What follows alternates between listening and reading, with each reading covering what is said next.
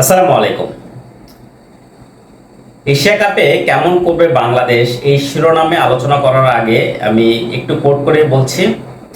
সাবেক Sri Lankan cricketer Rasel Arnold এবং ভারতীয় ক্রিকেট বিশ্লেষক আকাশ চোপড়া তারা যে দুজন মন্তব্য করেছেন বাংলাদেশকে নিয়ে, আমি এটার সঙ্গে দ্বিমত পোষণ করতে চাই না। একটু খারাপ শোনালেও আমিও তাদের কথার সঙ্গেই তাল মিলিয়ে বলছি, বাংলাদেশের জন্য ভেরি টাফ একটা টুর্নামেন্ট। এইটা বলার জন্য খুব বেশি অ্যানালাইসিসের প্রয়োজন নেই। বাংলাদেশ টি-20-তে খুব ভালো দল এটা বলা খুবই মুশকিল। যদিও সাম্প্রতিক সময়ে টানা 3টা শিরোপা তারা জয়লাভ করেছে, কিন্তু এশিয়া কাপে শ্রীলঙ্কা বা আফগানিস্তান এই দুটি দলকে পরাজিত করে সেকেন্ড রাউন্ডে কোয়ালিফাই করবে, সেটা খুব একটা বাস্তবসম্মত হবে বলে আমার কাছে মনে হয় না।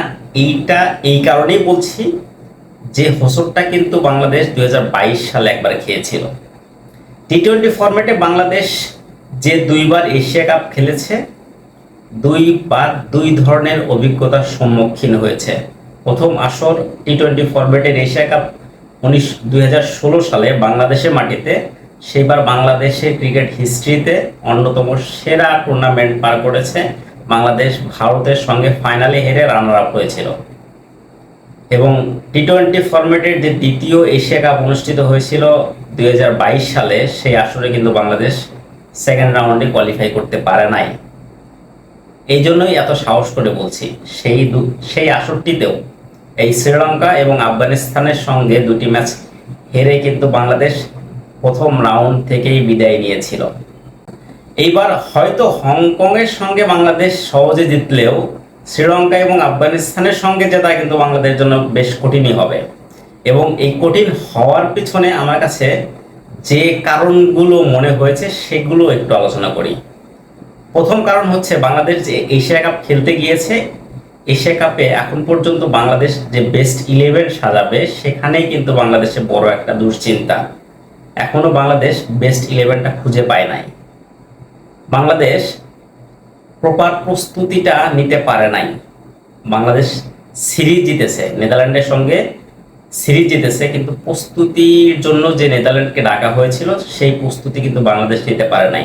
বিশেষ করে প্রথম 2 ম্যাচে তারা টসে জিতে যখন ফিল্ডিং এর সিদ্ধান্ত নিয়েছে, সেখানে কিন্তু বাংলাদেশ তাদের যে প্রস্তুতি নেওয়ার উচিত ছিল বা নেওয়ার প্রয়োজনীয়তাটা ছিল ব্যাটিং সাইডের স্ট্রেংথ বিবেচনা করে, সেটা কিন্তু বাংলাদেশ নিতে পারেনি। এবং থার্ড টি-20তে বাংলাদেশ ওই বৃষ্টিবিঘ্নিত প্রথম ইনিংসে যে ধরনের ব্যাটিং করেছে, সেটাও কিন্তু একটা প্রশ্নবিদ্ধ ভূমিকা রেখেছে। সবচেয়ে বড় বিষয় হচ্ছে কাকে নেবে কাকে নেবে না, এটা বাংলাদেশ সবচেয়ে দুশ্চিন্তার মধ্যে রয়েছে।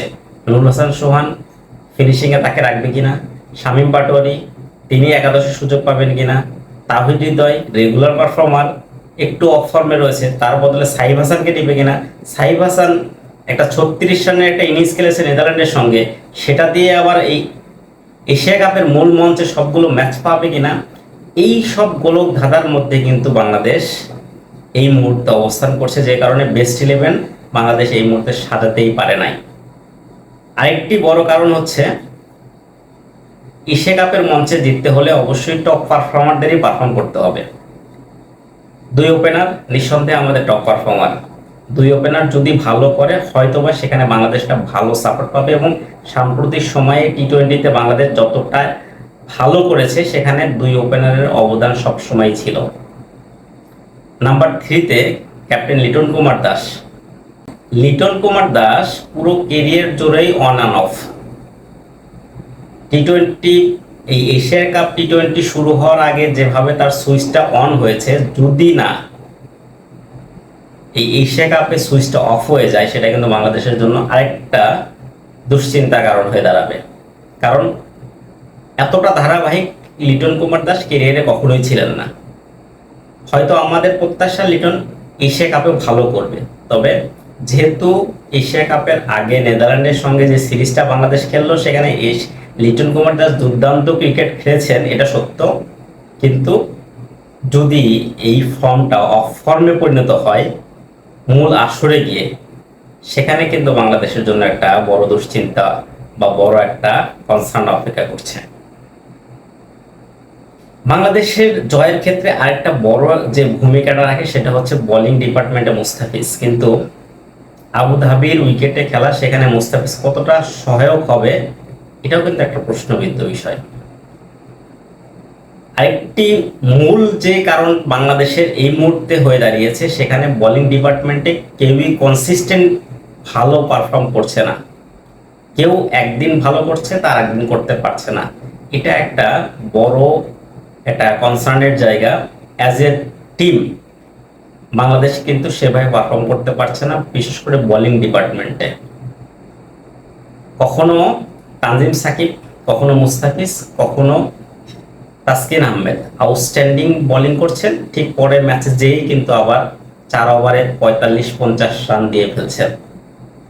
এই অন অ্যান্ড অফ বোলারদের পারফরমেন্সও কিন্তু একটা বড় কারণ এই এশিয়া কাপে বাংলাদেশ কেমন করবে সেটার উপর ডিপেন্ড করছে।